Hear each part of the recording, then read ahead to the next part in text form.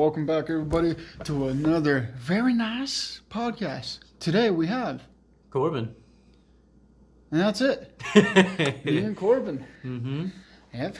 Simple as that, man. Yep. Wrote a lot of shit down this weekend, Oh, man. totally, yeah. I found some crazy shit. Mm-hmm. So, I was looking through kind of like Google News, whatever the hell, this weekend. Uh-huh. And, like, I see all this bullshit, coronavirus vaccine doesn't really interest me that much. And then I come across something that really interests me. Hypnosis. Something about a hypnotist. Yeah, hypnotism. It's what do you call it? Like criminology, hypnotism, whatever. They're I don't know if you ever heard about it, but it's kind of popular. It's been a thing since the 80s, and it's been a large topic because a lot of people say it's bullshit. And a lot of people have since the 80s. I'm looking through all these articles. There's literally articles dating back from the 80s that say, yeah, these criminal hypnotists and all that. Like, it's not that good of a thing. Mm-hmm. Because here's the thing, hypnotism, what is it supposed to do? What it's supposed to do is kind of relax the mind, get a load off, whatever.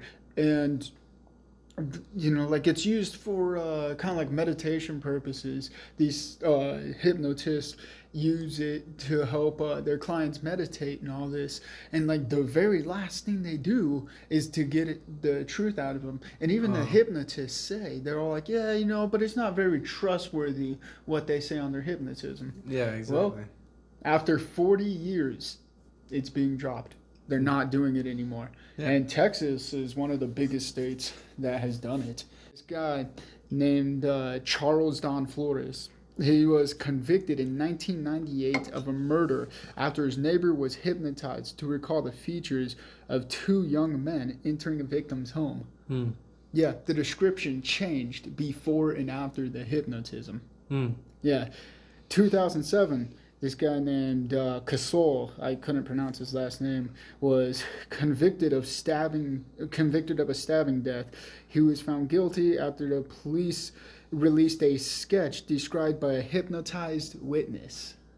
That's stupid. Yeah, it's absolutely insane. And it says both men were sentenced to death but have successfully argued to delay their execution. So as of right now, it's currently being delayed. Mm-hmm. But they've been, let me see. This guy's been in prison since 1998. This guy's been in prison since 2007 because of a process or a way of getting information out that is extremely outdated and very unreliable. Mm-hmm. I mean, I even went to the government website and it was like laws and a bunch of stuff they had on it. And even they... Yes, www.lawsandstuff.com. Yeah, but like, official government website, they even said, they're all like, yeah, please use to hypnotize, most of the time, victims. Sometimes it's even... the criminals themselves. Yeah, the criminals, or like you said, the witnesses. Well, a lot of that stuff is actually a bunch of horseshit anyways. Those blood spatter analysis and all that stuff? Yeah. That turns out to be bullshit too, because it doesn't really matter how hard or like how hard you hit it or what trajectory you hit something at. Jeez. It's going to fucking splatter in any direction. That's so bad because it's like every forensic Files episode that I watch. Blood spatter analysis, exactly. And all this, and it turns out to be bullshit. Yeah, well, and here's the thing too. Like, it's just the way. Like, let's just use a watermelon for example. If you smash a watermelon dead center of the thing, or of the watermelon, it's gonna splatter everywhere, and you're not really gonna know where it got hit without the evidence of that giant gash in there. So let's just say magic watermelon repairs itself automatically. That blood or that spatter, if you smash it again in the same place, it's going to be in a different spatter. Yeah, exactly. It's ridiculous. No, there's a lot of outdated techniques and everything that they use that they just need to stop. And one thing, I talked to my mom on the phone about it. She says, yeah, it is bullshit. It's like, why the hell is polygraphs, they're dismissible in court. Yeah, exactly. And why not this hypnotist stuff? That's crazy. Hypnotizing a witness or hypnotizing a criminal or a suspect into saying that they did something, like this little kid in here. It was like, he was, what was it? The case was two 14-year-old kids. A 14-year-old girl, 14-year-old boy, and I think a friend or two. Apparently they were playing some sex games, whatever the hell, and then all of a sudden the girl was all like, I don't want to do this anymore, and refused the sexual advances on the boy. And then the next day, this girl's like suffocated, and they're all, the police hear from this kid that they're playing sex games, so they hypnotize him. They're all like, like, you tell the truth, all of this. He admits to everything. His parents weren't there, nothing. That's horrible. You Yeah. shouldn't be able to do that. One, you shouldn't be able to do that without the parents at least there. Yeah. I understand that parents don't want to hear their son, this suffocated little girl. Yeah. Of course you don't want to hear that, but it's also like, this kid is, how old? 14, you said? 13, 14? Yeah, both the kids were 14 years old. I know, and there's of course states where, like, what is it, 16 is an age where you can go do hard time, like actual jail. Mm-hmm. But it's a 13-year-old kid, and he's going and talking to, like, these government officials and all that shit. He's going to be really fucking nervous. And if anything, hypnotism is the practice of, what is it, like, pushing onto ideas onto people. Mm-hmm. So if you say he did it, he's gonna be like, yep, I did it, I did it. Yeah, and it could be a lot of people are easily manipulated during hypnotism. I mean, look at the shows that they have of these hypnotists. These guys are all doing some crazy stuff. They'll find, the buffest guy in the audience, and they'll start doing some fucking ballerina play. Mm-hmm.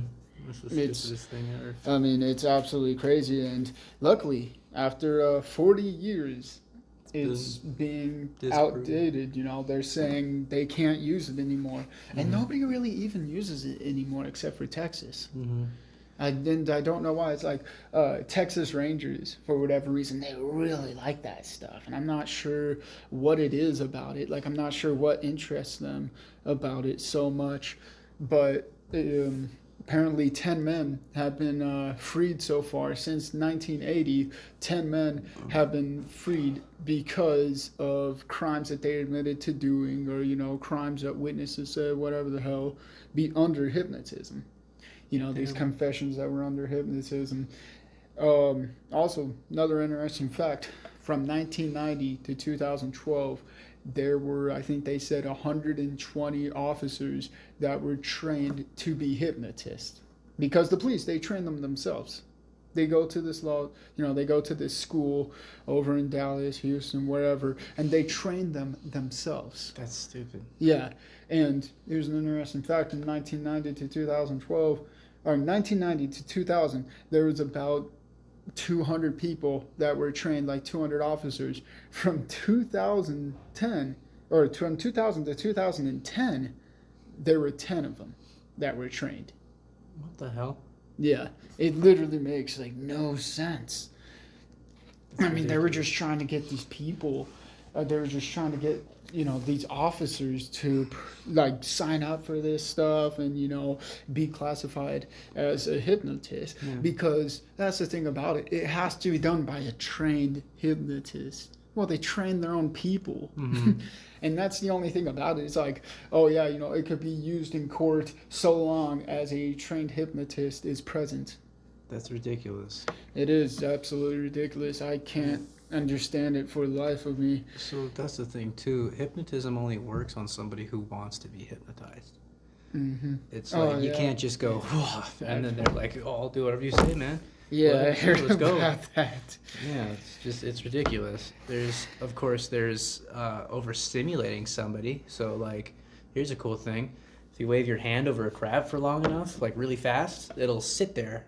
And it won't do anything because like if you raise your fucking hand over a crab, that, then it'll be because it's overstimulated, and you can pick it up because it doesn't know what's going on. Yeah, it's just like what the it's like fucking smacking someone in the face and they pause for a minute. It's just like, what happened?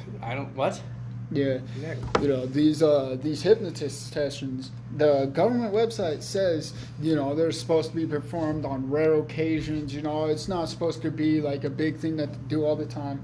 From 2016 to 2017, they conducted 24 hypnotist sessions. The Texas Rangers themselves. 2004 to 2016. No, 2016 to 2017, there were 24 hypnotist sessions confirmed by Texas Rangers. That's ridiculous. And that's just by Texas Rangers. You know, they might have done it all over the U.S. Well, how long does it take to do a class? That's my question. Is the training behind it? Like how long?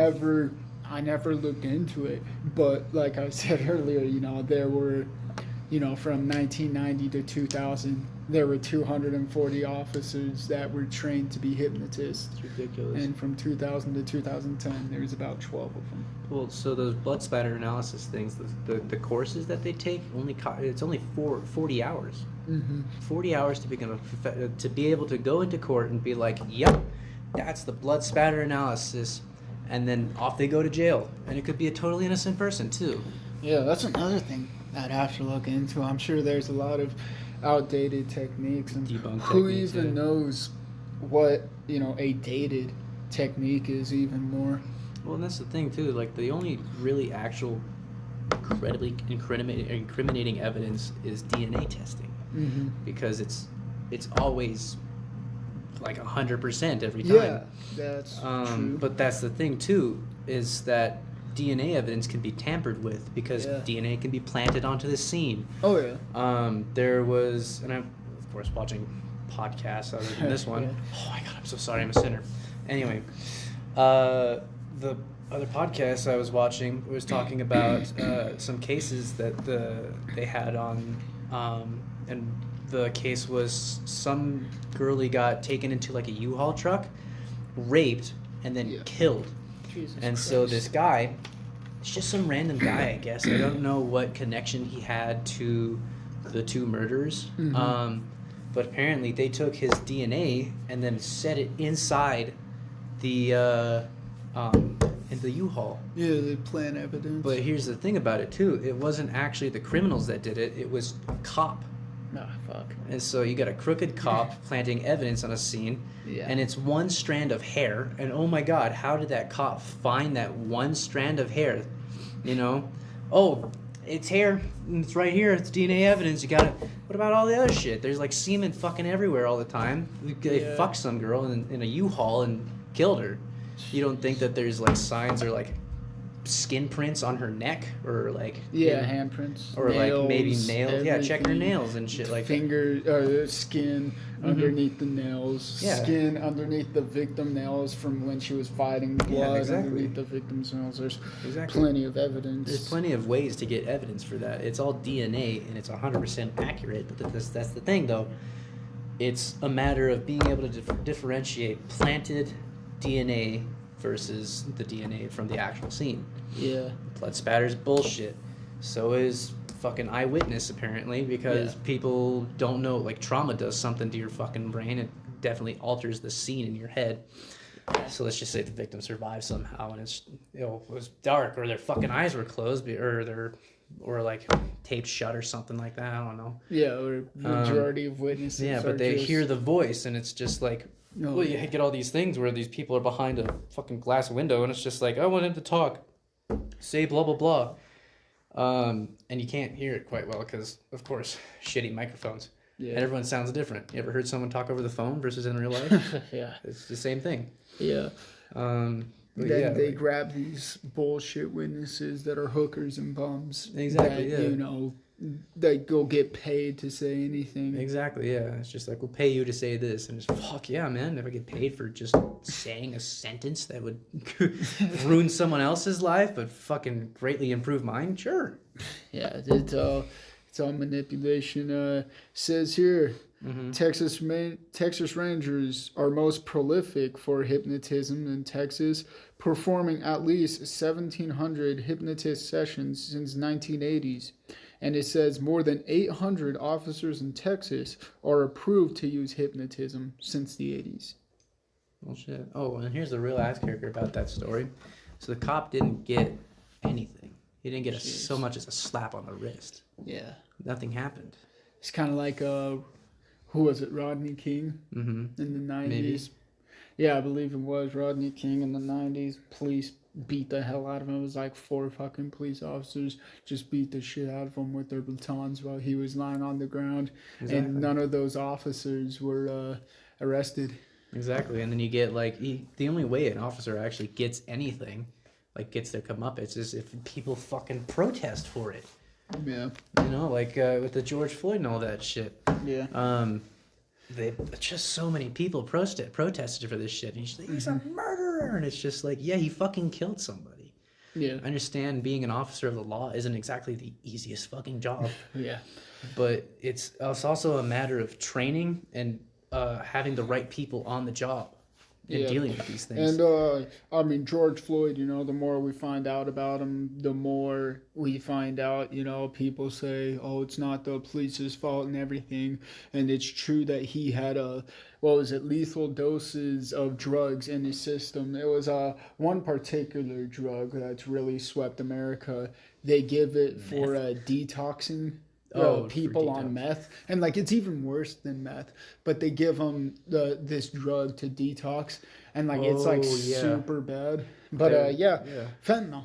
I've heard stories about that shit actually. He overdosed on fentanyl, but at the same time, I don't think that the police should have treated him the same way that they did, and I think that's in a lot of cases that the police, you know, I guess they get angry or something like that. You know, they don't put their anger aside and they decide to take it out on somebody that's right in front of them, you know, slap the shit out of them while they're right there. Yeah. It's just, you know, police need to hold each other more accountable. People need to hold each other more accountable. Well, that's the thing. No one ever wants to take responsibility. Why would I do that when I can just go be free and be myself? Yeah, nobody ever wants to admit that they're wrong. And especially for a case like that where there could be severe punishment for something that is done wrong, they fear the punishment. And you know, instead of going with their gut, they just lie. Exactly. Oh, you know, they say, oh, you know, I don't know anything, man. You know, I didn't see my partner do this or whatever. They're just scared to admit something. Exactly, yeah, because if they get caught, holy shit, I'm in trouble too.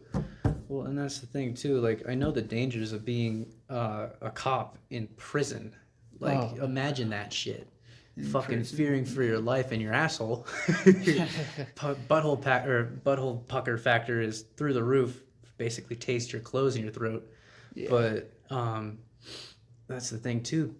Cops should be held accountable for this stuff. They should at least have a punishment of sort, a pay cut, a fucking. They have to be off of, or they have to take time off without pay. Usually it's just paid leave. Well, paid leave and shit like that. Yeah, that's what they usually It shouldn't be a paid leave. No, it should just be like no pay, you know, and now you're on the leave for a while. Yeah. And that's the thing too. Like, if it's a serious enough crime, it should just be take it away. Fucking, you're out of here. Yeah. Like, we don't need you on the force if you're gonna be like this. Yeah, a lot of times I heard that the webcams and all that, the police cam footage, all that, you know, gets lost. I've heard people saying that, you know, a lot of times, you know, whether it's body cam footage, you know, cruiser footage, whatever, like any time that stuff gets lost, there should be some sort of punishment. Exactly, yeah. And I absolutely believe that. Oh, it got lost, did it? Yeah, it totally got lost. I don't believe you for a second. Yeah, you know, for that 1 minute, you know, everything, the camera just kind of blurred out, you know, the SD card wasn't formatted correctly, whatever. What the fuck ever. You know. Ridiculous yeah, whatever the excuse may be, it seems like they don't want to take responsibility because of the grave, punishment for it.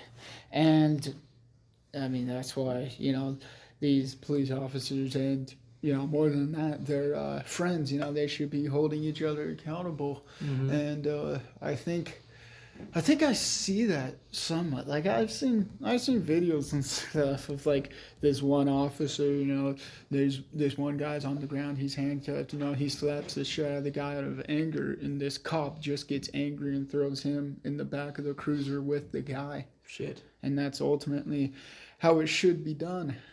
You do something like that, you know, you're with the law. You know, you're treated the same. You know, you should be able to respect the laws, you know, the rules that are in front of you. And if you know, if you're going to be enforcing those laws, then you should also be held to the same accountability, you know, whatever those criminals, you know, whatever you believe those criminals should get for doing that crime, you should get it too. Well, and that's the same thing for the judges as well. You get so many of these judges. There's actually been cases of like death trials, you know, like people being sentenced to death. And these judges, they sentence these people to death.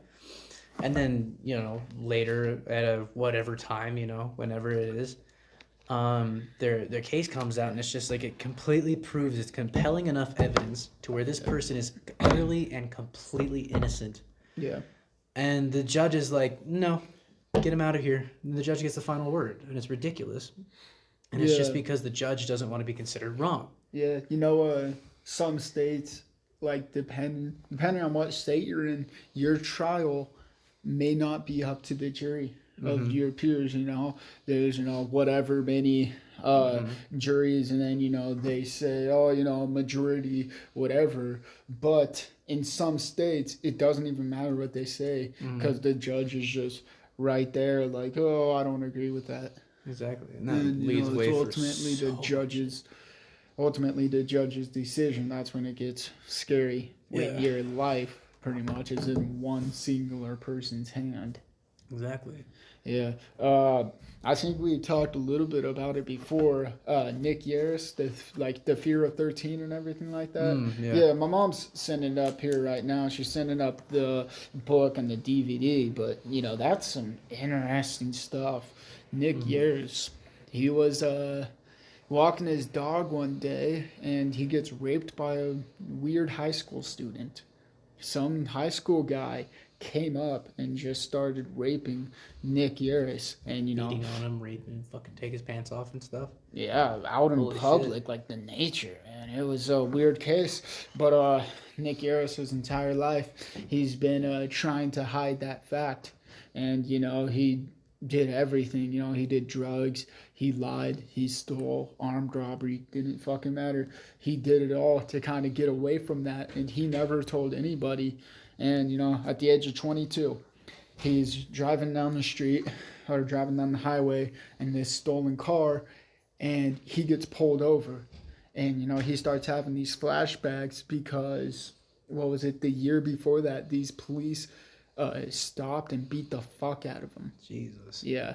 And so he starts having all these flashbacks. He's already a fucked up guy. He's seen a lot with drugs. He's been beaten the fuck out of by police. He's been raped, not by police, but by the high school student. And, this cop just stops him. And, he goes up to his window. Oh, I'm going to need you to see your license and registration. He just freezes. He doesn't know what the hell to do. He just stops and he doesn't do anything. And, the officer's getting pissed off. He's like, sir, I'm going to need you to step the fuck out of the car. And then, doesn't do anything. So the police officer, he grabs him, pulls him out of the car, and then Nick Yarris is just in this, fighting mode. He's high. He's fucking high off crack. And all of a sudden, he just gets in this fighting mode. And he was a big motherfucker, I guess, at that age, about 6'2", I think they said around 200 pounds. Shit. And, he was just wailing the shit out of this police officer. It was kind of insane reading it because in one of the situations, the cop goes to get his baton and fucking tries to beat the hell out of him with it. Dude, this guy grabs the baton and tosses it across the road. Shit. And then what is it? Nick Yarris and this police officer, are fighting. This police officer pulls out a gun. Nick Yarris is like, oh, fuck that, He's trying to get the gun away from him. All of a sudden, the gun goes off. And all of a sudden, like, it's just this flash to reality for Nick. He's like, whoa. He's like, okay, man. He gets on the police car, everything like that. All of a sudden, the officer runs over to the radio. Shots fired. Shots fired. Fucking, I'm down, whatever the hell. And Nick's all like, what the fuck? And then, these police come. They lock him up, and he's in this cell. And I don't know whether it was a setup or what, but this newspaper, it keeps on being tossed underneath his door. And one of the days, there was this news article about this woman that was raped and murdered. And Nick Yarris, wasn't a good guy at that time, did a lot of terrible things, but, he was detoxing at the time, really bad in this prison cell, jail cell. So he's like, I gotta get the fuck out of here and all this. So he makes up this story that a guy that he knew to be dead, or that he thought to be dead, apparently, he made a story that this guy raped and murdered the woman, all that. And then, they're like, yeah, that's good, Nick. That's good shit. All this, that's great. And then a few days later, they come back to Nick. They're like, hey, the guy that you accused for this crime? Yeah, he just testified, saying that, he didn't do it. And all of a sudden, Nick's like, what the fuck? Like, that guy's still alive? He just thought he was blaming it on somebody that was dead. And, apparently he, beat the fuck out of him for money back in the day. So Nick Yarris just turned on this guy. And then Nick's like, what the fuck? Like, that guy's still alive? He's like, yeah, he's saying that he had nothing to do with it. Well, it was good, Nick. And then, he's like, hey, look, man, that was just a made-up story. I'm fucking detoxing. I apologize. I remember you telling me about Yeah. that. Mm-hmm. And then he just made the worst decision of his fucking life. Just making up that little story, accusing a man that he believed was dead. All of a sudden, they're like, you know what, Nick? You did this. You were, it was across the state. Completely across the state. There's no way that Nick could have did it. And they're all like, you know what, Nick? You fucking did it. And he's like, whoa, all this. And then they have a trial for him. And the first trial, I forget how the hell it goes, but I'm pretty sure the first trial didn't go how they expected, because he was found innocent of one crime, or he was found innocent of self-defense or something like that against the police officer. Because the police officer was crooked and all that. And they're like, that was self-defense. And then, whatever. And then he's found innocent of one crime. And then they go to a completely different trial for the next crime. And he's found guilty of murder. And he spends, he's sentenced to the rest of his life and all this for this murder. And then he has to be transferred over from this prison, and these two officers, they're transferring him across a couple different state lines. And they stop at this restaurant, or they stop at this gas station. He said, two really nice cops, just some old cops, all that. And so what happens is one of the officers stays in his car. The other officer goes into the bathroom with Nick. And then Nick ends up leaving first. So he gets out of the bathroom, and, he's all confused. His glasses are foggy, whatever the hell. All of a sudden, he just starts hearing this other officer start freaking out because he thinks that Nick overpowered his partner. And, yeah, he thinks that Nick overpowered his partner. So all of a sudden, Nick just hears gunshots. And he's like, whoa, and he starts running. It was crazy what he's talking about, because he starts running through these streets and starts running through all this stuff, and he's footless, or not footless, but he was shoeless. He didn't have any shoes on him, and he's running through this city. And he talks about running through this forest, and he's he tears his quadriplex, all this stuff, all these muscles, and he's still running, and he just keeps on running. And eventually he's free. These police, they stop searching for him, helicopters quit going out, all this, Nick's free, and he goes to Florida. or some shit like that. Oh, the best state on earth, right? Yeah. Jeez. Maybe in the 80s it was better. Maybe. But, not really. God. And he's just hanging out there. He robs this one drug dealer's house because, you know, what the fuck a drug dealer's going to do? Call the cops. Yeah. But, you know, robs this one drug dealer. He gets, you know, all this money. He's calling his mom, all this stuff. All of a sudden, he comes up with this plan. He says, you know, fuck that, you know, eventually I'm going to be caught.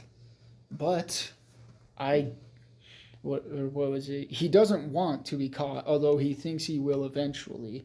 So what he does is he says, fuck that, you know, I'm going to have the best day of my life, and I'm going to kill myself.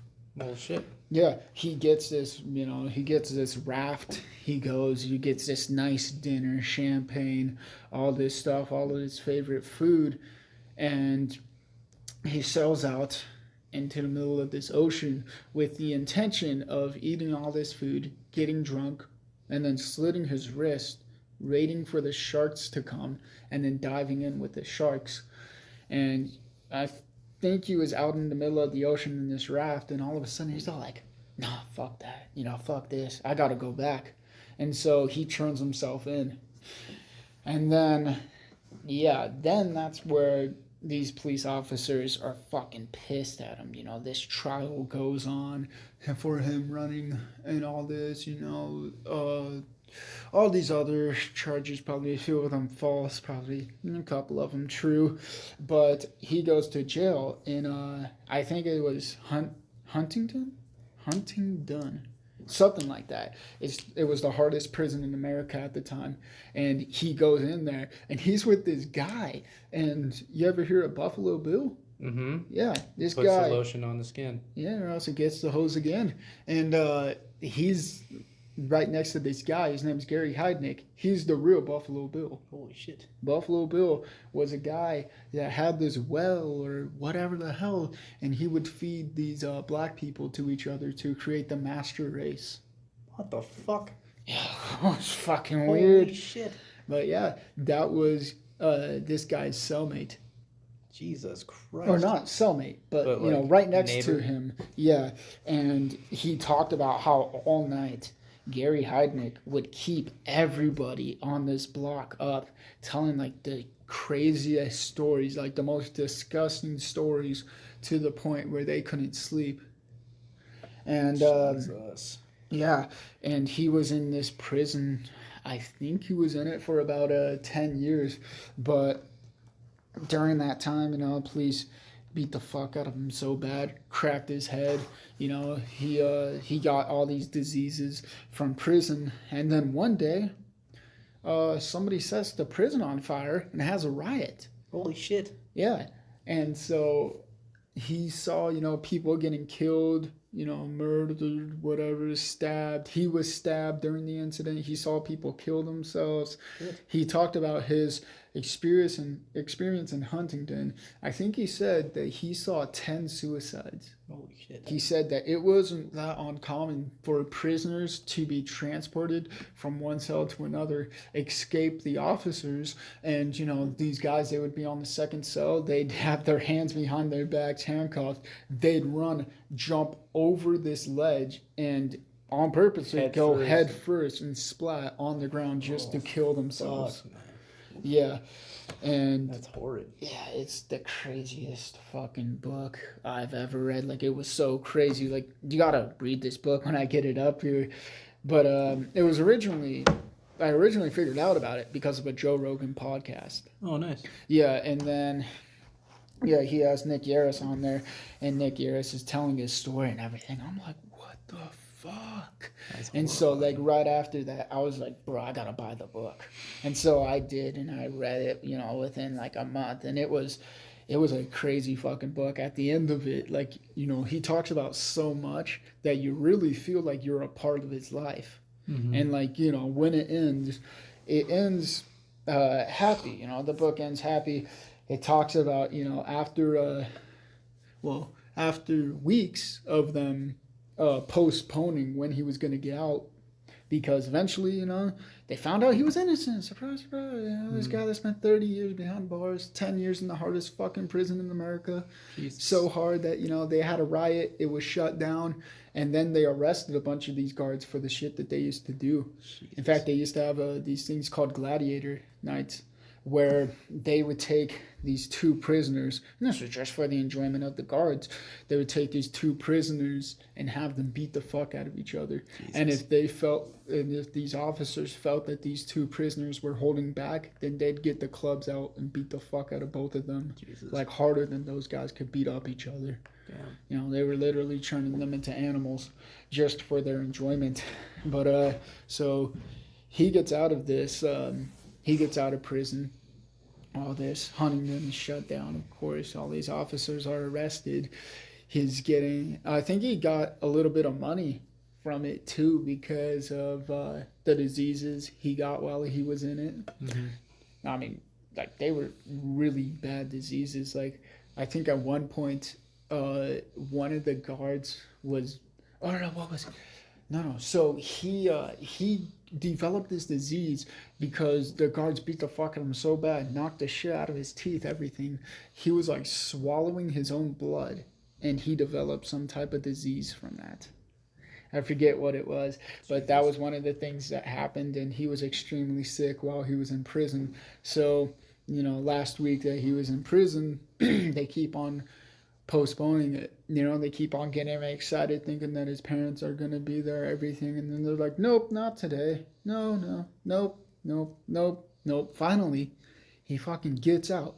And that's how the story ends, you know. And then, so in real life, what happens is he gets out of prison, you know, his parents pick him up, whatever. You know, he starts talking about some memories that he used to have with his dad. And he moves to the United Kingdom with this girl that he met, and you know they have a baby, everything like that, you know, everything's good. And then all of a sudden one night, you know, everybody goes to bed. He wakes up during the middle of the night to check on the baby, and you know it's got SIDS, you know, sudden infant death syndrome. It just, you know, the baby just randomly died. Yeah, so this guy's life is pretty fucked up, but he's Nick Yarris. He's going around everywhere now doing these motivational speeches. How old is this guy? Well, by now he's in his 40s for sure. I think it was like 45 when he did the podcast, because he was about 22 when he got arrested, did the podcast. I think it was not so long after he got out of prison. And yeah, he was going around doing all these motivational speeches. He was literally talking about how... what was it? He was like talking like literally right next to royalty and all this. And you know what happens? It's stupid as hell. Canada doesn't want them in their country. Doesn't want him in his or him in their country? Yeah, because he's a convicted felon. Oh, what the fuck ever. Yeah, and that's the thing. Most of his charges were dropped, but he did run from the law, even though he was falsely imprisoned. He did run from the law during that time in which he was falsely imprisoned, so that that charge actually stuck. So he does have a felony on his record and is not allowed in Canada. Oh, what the hell? Which isn't that big of a deal. Take him, then I think, yeah. I guess. Yeah, not being in Canada isn't that big of a deal. He's literally spoke right next to royalty, and you know he literally has these. He's got a movie out. He's got these books out. One of them is The Fear of 13, and the other one is of like animals, men and animals. Men and animals. It was something like that, but he's also talking about his prison. And then the book or the movie that I had that I bought after the book, The Fear of 13, you know, Netflix bought it, all this, but apparently even after all that, he was still broke as fuck. He went on the Joe Rogan Experience wearing, you know, wearing some borrowed clothes that he has from his buddy, Jesus. And all that. And, you know, hopefully he's better off now. You know, the podcast was about 2017, and I got the book in 2019. Nice. So, you know, hopefully he's doing a hell of a lot better now. I think at the time when the podcast came out, he actually hadn't the movie hadn't actually come out yet, so he actually hadn't have gotten any money from the movie. But yeah, hopefully, after the movie, after his very successful books, he's got a bit of money to him. Yeah. But who really knows? Just hopefully, best of life to him. He's had a crazy fucking life. I couldn't imagine that. The shit that he talks about in that book is like, what the fuck? Well, for most of it, he's probably high out of his fucking mind. Yeah. Well, he was only high for the first part of the book, in which, but that's crazy. Everything that's happened to him was, well, pretty much because of people fucking him.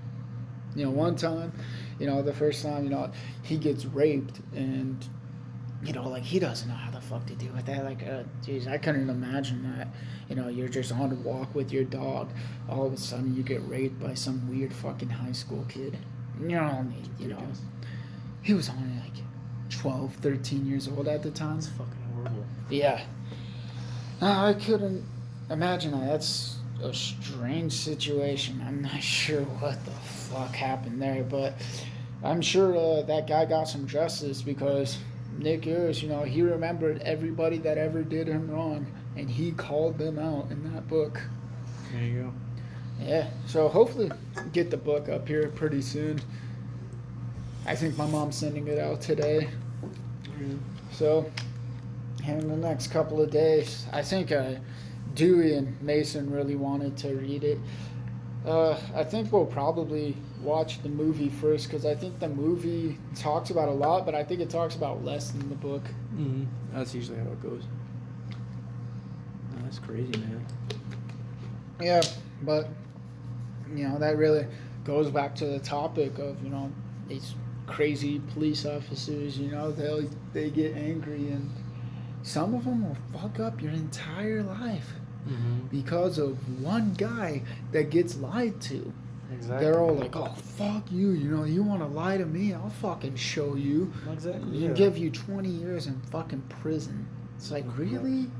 It's the system as well. It's not only just the judges or the cops. It's just the way that the laws are set up. It's ridiculous. And then you get all these lawyers who just want they just want the paycheck.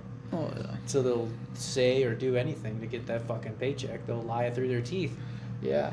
Like me and my mom were saying, imagine, you're just some innocent fucking guy. And then all of a sudden, you're being charged with, rape, or you're being charged with murder, and your lawyer is saying, hey, look, this is, I don't think we're going to be able to beat this crime. Plead guilty. You'll get, the minimal sentence, 10, 15 years. That's what still the for hell? Murder and rape. For a crime that you never did. It's like, what the hell do you do? One, you plead innocent, and you could get it worse. You get whatever the hell. Who knows what's gonna be? Who knows what's coming after you? After that, the judge could be pissed off. The officers could be pissed off that you didn't take the plea bargain. They feel like that would have been an adequate amount of time, but then you plead innocent, and it could be fucking worse. Yeah. Then that's what's happening to a lot of people. Even like famous rappers. Well, apparently, SPM, South Park Mexican. Trying to think of his real name. Not Wangardi. Wangardi is one of his friends, but it's like Carlos something. Anyways, it's like mid 2000s. He goes to this strip club, or it was a nightclub. There's this girl there that works at the club, and they have sex. Surprise, surprise! There's an underage girl. What the fuck? It's an underage girl working at this club. Same thing happened to Akon.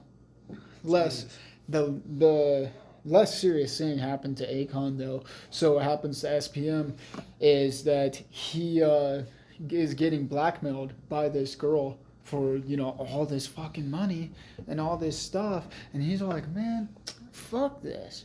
He's like, man, you want to fucking, like, you want to fucking go legally? Let's fucking do this. Whatever the hell. Like, fuck you. I'm not just going to keep on letting you do this shit to me. I'm not going to keep on letting you blackmail me and say all this bullshit. It's not okay.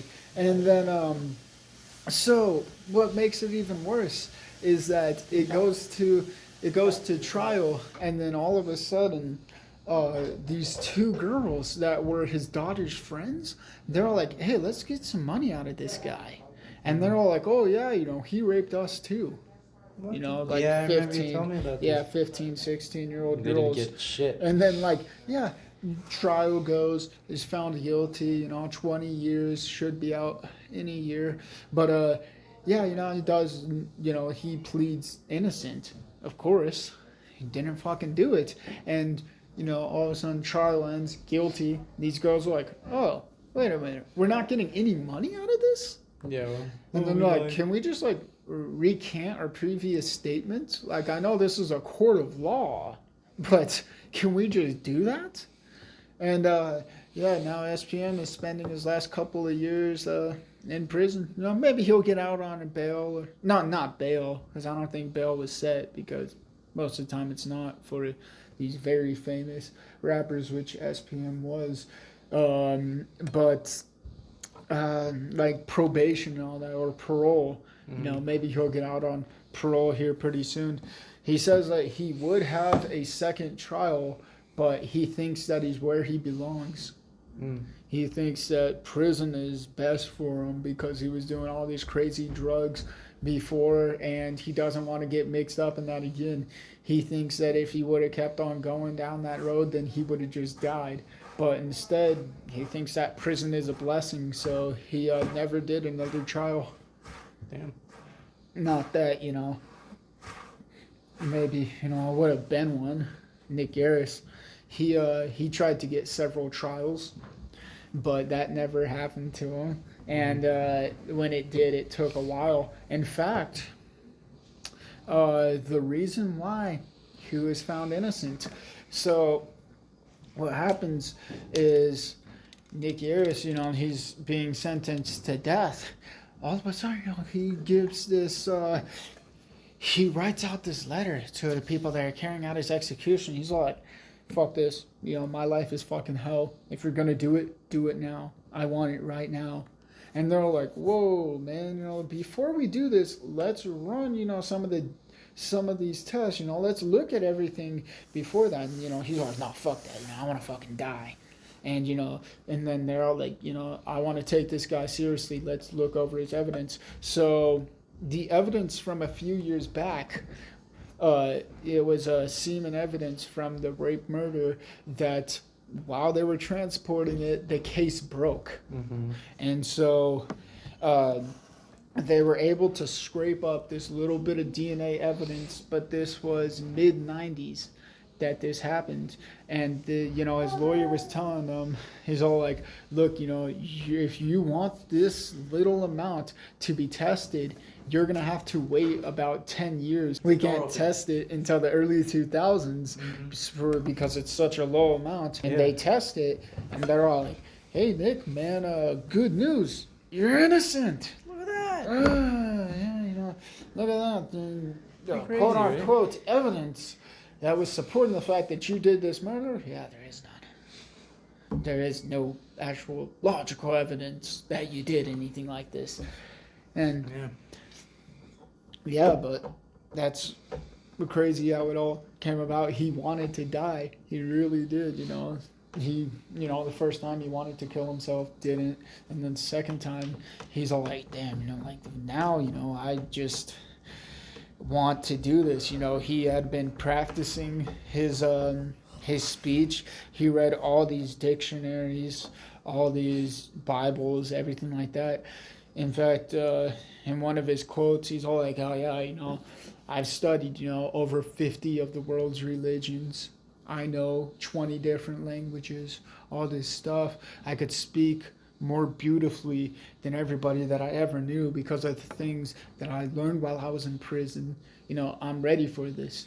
And he said, the day of my death, the only thing that I wanted to do just speak so eloquently that everybody will just be in awe. And I think that's for a lot of people, is that when they die they just want to humble, or not really humble, not even just really surprise everybody. You got any more to add on? I heard there was also with the Green New Deal that Biden signed recently. Yeah.